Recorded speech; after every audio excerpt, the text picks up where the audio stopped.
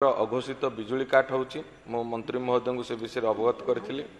गोटे SHG group April 2 तारिख दिन पत्र थाली करेन्ट 6000 टका डिपोजिट कले 2 तारिख ठार 20-22 तारिख जाए दौड़े ऑफिस के आज करेन्ट अणा हम काली करेन्ट अणा हम जिते नहला किस्ती दवाई से करेन्ट आनी नेले एवं 25 तारिख दिन एनफोर्समेंट टीम जाए 129,000 टका फाइन कले एवं से जो मत आसी अवगत करैले मु विभाग एसी एवं एक्जिक्यूटिव इंजीनियर एवं एसडीएम को अवगत कली से कहले आमे पारिबो नै एनफोर्समेंट टीम करिछि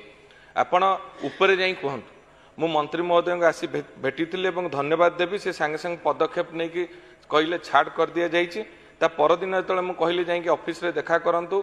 एवं करेन्ट नियंतु जो ऑफिस गले पुणी कहले आउ 29,000 टका डिपोजिट करा पड़ो गोटे एसएचजी ग्रुप प्रति को भली अन्याय विचार है जो मुझे पुणी एसडीएम महोदय को जनइली से कहले आमे पारिबो नै आपण पुणी ऊपर कहंतु एवं ऊपर कहला परे मंत्री कार्यालय रे कहला परे संपूर्ण छाड़ करागला किंतु ये जो मनोभाव टीपीसीएडीएल रही साधारण लोकों प्रति गरीब हिताधिकारी प्रति बारंबार जो हैरान हरकत कर शोषण करप्रति मंत्री महोदय गुरुतर सहित विचार करेंगे एवं रिपेयरिंग आड़ बारंबार करेन्ट काटिबा एवं तार गुड़ाक बहु निम्न तलगामी हो जाए।